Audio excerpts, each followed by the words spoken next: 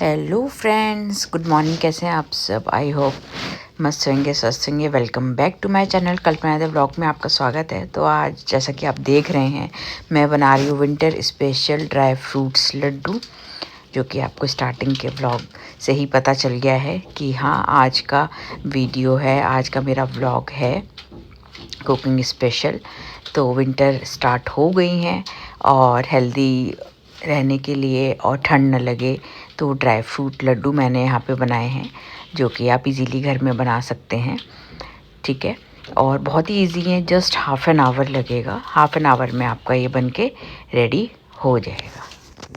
सो चलिए video start करते हैं। सबसे पहले जो भी आपके पास अवेलेबल ड्राई फ्रूट्स हों, आपके अकॉर्डिंग है कि आपको कौन से ड्राई फ्रूट डालने हैं। मुझे जो पसंद है मोस्टली मैंने वो वाले यूज़ किए हैं। मैंने 4 इसमें लिए हैं मोस्टली क्वांटिटी में। बादाम लिया है, काजू, पिस्ता एंड अखरोट की क्वांटिटी ज़्यादा रखी है मैंने, बिकॉज विंटर्स के लिए एंड हेल्थ बेक के लिए अच्छा होता है। एंड बादाम की क्वांटिटी थोड़ी ज़्यादा है, काजू की थोड़ी सी कम रखी है। ठीक है, और ये है जैगरी पाउडर। तो जी हाँ, हेल्दी डिशेस बन रही है, हेल्दी लड्डू बन रहे हैं। तो यहाँ पे आप गुड़ का यूज़ कर सकते हैं, गुड़ डाल सकते हैं, गुड़ का पाउडर डाल सकते हैं। और यहाँ पे मैंने 1 कटोरी लिया है आटा, गेहूं का आटा, जिससे रोटी बनती है। ठीक है, आप इसमें ज़्यादा भी आटा ले सकते हैं। आप इसमें 1 कटोरी बेसन प्लस 1 कटोरी ये आटा, मतलब इस तरह से भी बना सकते हैं। ये देखिए, मैंने कढ़ाई ली है, उसमें मैंने घी डाल दिया है। ठीक है, आप अपने अकॉर्डिंग देख सकते हैं आइडिया घी का। हमें बस इसमें ड्राई फ्रूट हल्के से रोस्ट करने हैं, और जो बचेगा घी उसमें हमें आटा फ्राई करना है। ठीक है, तो ज़्यादा नहीं चलाना है, ज़्यादा रोस्ट नहीं करना है, बिकॉज़ अगर आप ज़्यादा रोस्ट कर दोगे तो वो कड़वाहट आ जाएगी।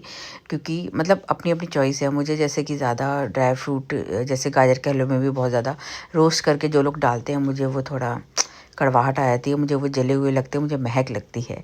तो आप अपने इसी तरह से लड्डू में भी थोड़ी सी भी अगर जलने की वो आ जाएगी तो वो खाने में टेस्ट नहीं आएगा। तो इसीलिए बस 3 से 4 मिनट या मैक्सिमम 5 मिनट आप इसको मीडियम फ्लेम पे रोस्ट कर सकते हैं, फ्राई कर सकते हैं सारे ड्राई फ्रूट को। जैसे कि मैंने बताया, मैंने यहाँ पे 4 ड्राई फ्रूट लिए। अब काजू देखो, काजू के लिए आप 2-3 मिनट ही इनफ है, बिकॉज़ काजू डालते ही, बिकॉज़ घी हमारा गर्म हो चुका है ऑटोमेटिकली। बादाम के बाद मैंने काजू रोस्ट किए तो 2 मिनट में देखिए इस पर कलर आ गया है। तो आप अपने अकॉर्डिंग वो देख के कर सकते हैं। ठीक है, उसके बाद मैंने डाले अखरोट।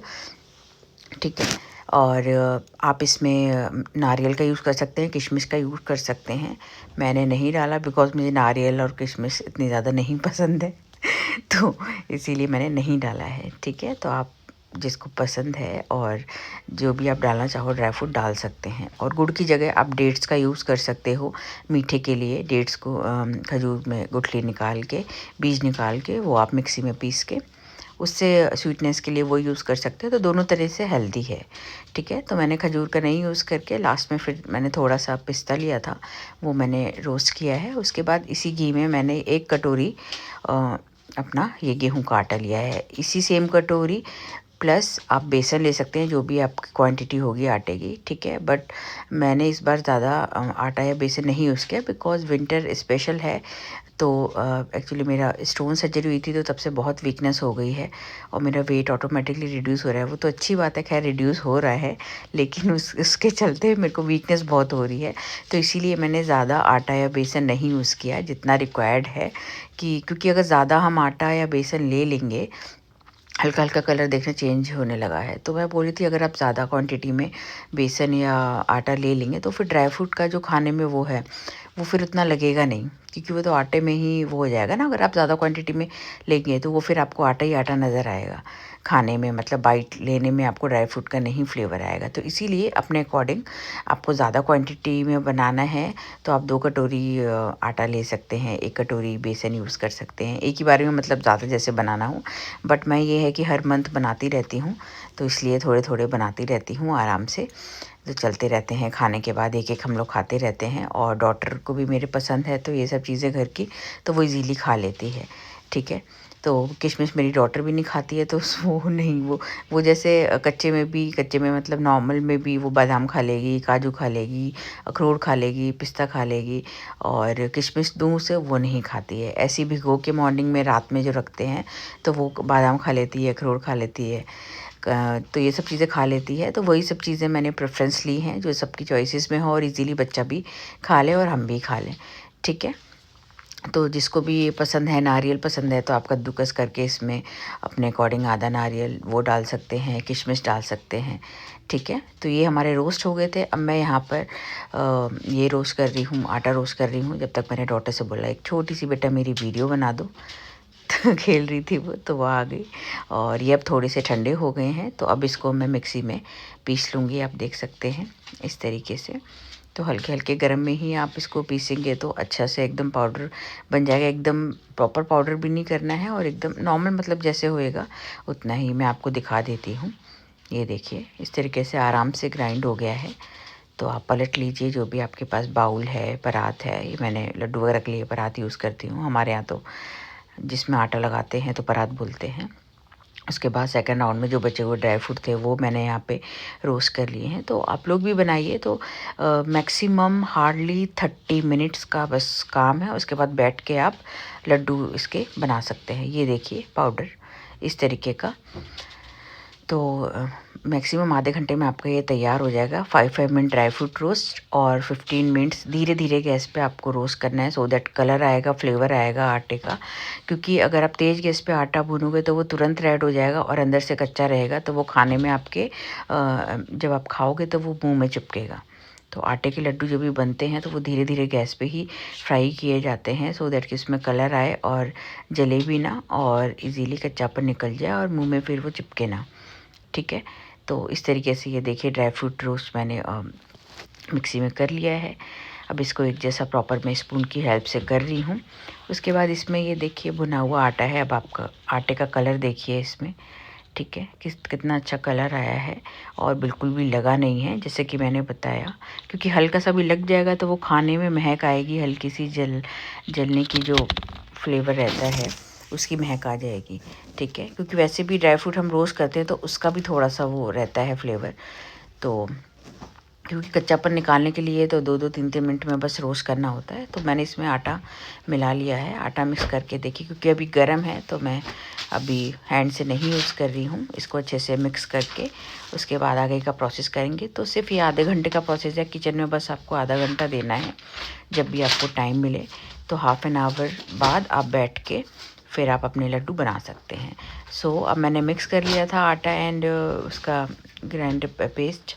उसके बाद अब मैं जैगरी पाउडर था मेरे पास, ये भी हेल्दी मैं इसलिए बोल रही हूँ बिकॉज़ मैंने चीनी का यूज़ नहीं किया है, ठीक है। तो जैगरी पाउडर या गुड़ हो बड़ा, उसको आप तोड़ के मेल्ट कर सकते हैं। थोड़ा सा घी डालेंगे एंड आप जैगरी पाउडर या जैगरी डालेंगे।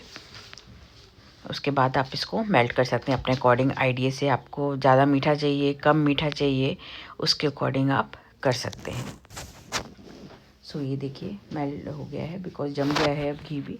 तो मैंने ये आइडिया से, मतलब मैंने इसमें कटोरी से ऐसे मार्जिन नहीं किया कि मैंने आधा कटोरी लिया है, क्योंकि नया पैकेट मैंने ओपन किया था तो मैंने पैकेट के थ्रू ही ये डाल दिया है। और घी में ये धीमी गैस पे, तेज़ नहीं करना है।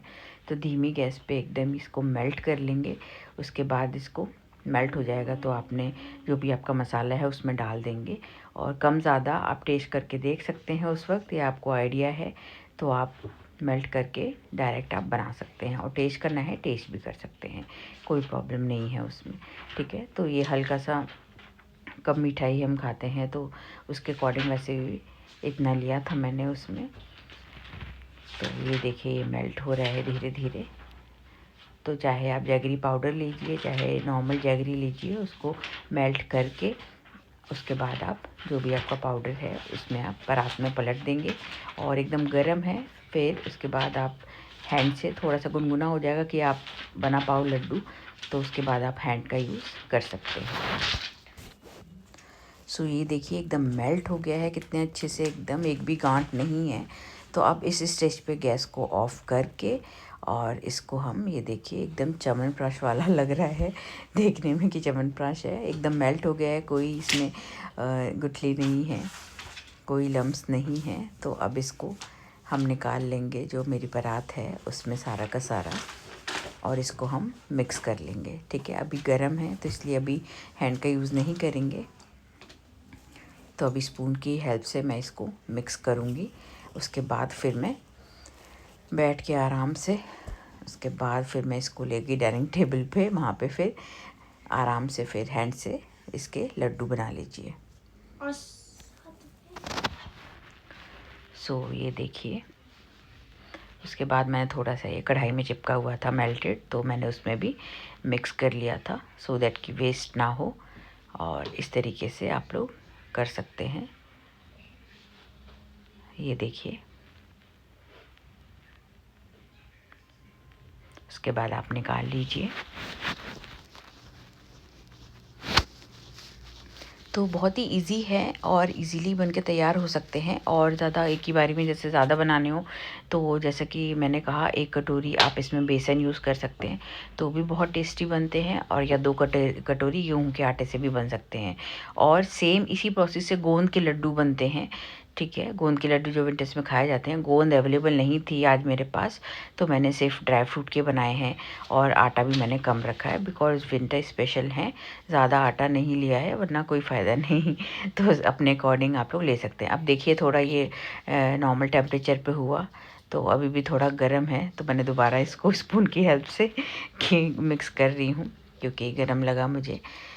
ठीक है, तो आप इसमें जैसे कि बाकी ड्राई फ्रूट रोस्ट किए हैं उसी घी में गोंद जो होता है वो फ्राई करते हैं, तो वो बड़े बन जाते हैं। देन उसको मैश करके इसी तरीके से मिक्सी में पीस के या मैश करके वो इजीली हो जाते हैं। सेम प्रोसेस होता है गोंद के लड्डू का ही, बस आपको ज़्यादा क्वांटिटी में चाहिए तो और ज़्यादा आटा मिक्स कर दो, बेसन मिक्स कर दो, सूजी मिक्स कर दो। बहुत सारे लोग करते हैं, सबका अपना अपना है।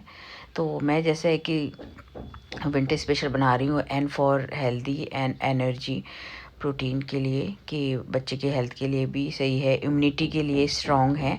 तो इसीलिए मैंने आटे का यूज़ कम किया है, मतलब बहुत कम भी नहीं, बहुत ज़्यादा भी नहीं, लिमिटेड है। ठीक है, तो इसीलिए मैंने 2 कटोरी आटा नहीं लिया था, नॉर्मल लिया था 1 कटोरी आटा, उसी से ही इतना बन गए थे लड्डू। और इजीली, क्योंकि ड्राई फ्रूट का जब फ्लेवर आएगा तभी वो अच्छे प्रोटीन, कैल्शियम, सारी चीज़ें इसमें, सारे ड्राई फ्रूट में हैं for brain and for health के लिए। तो बस उसके बाद ऊपर से थोड़ा सा ये मैं घी गरम कर रही हूँ बिकॉज़ विंटर हो गए हैं। उसके बाद ऊपर से, वैसे तो मेरे बन रहे थे, अगर जिनके नहीं बाइंड हो रहा है तो हल्के से आप ऊपर से घी डाल के बाइंड कर सकते हैं। मेरे देखिए बाइंड हो रहे हैं, बट स्टिल क्योंकि मैंने बहुत ज़्यादा घी का यूज़ पहले नहीं किया था, मतलब नॉर्मल था, आपने देखा था मैंने ड्राई रोस्ट किए थे, ड्राई फ्रूट रोस्ट किए थे, उसके बाद उसी में ही मैंने आटा डाल दिया था। आटे के टाइम मैंने ज़्यादा नहीं डाला था। ठीक है, इसीलिए मैंने अभी थोड़ा सा ऊपर से 1-2 स्पून डाला है। और अब थोड़ा सा ये नॉर्मल टेम्परेचर पे हो गया है और सब चीज़ मैंने अच्छे से देखिए मिक्स कर दी है। अब मैं आराम से बैठ के डाइनिंग टेबल पे इसके लड्डू बना रही हूँ और आप देख सकते हैं कितना अच्छा कलर एंड बाइंडिंग हो रही है। तो ये देखिए मेरे लड्डू बन के हो गए हैं तैयार, तो देख सकते हैं। और इसी तरीके से आप भी बनाएं, एंजॉय करिए और मेरे ब्लॉग को लाइक, शेयर, सब्सक्राइब कर दीजिए। और आप भी एंजॉय करिए विंटर्स। ये देखिए कितने अच्छे से बाइंडिंग हो रही है प्रॉपर।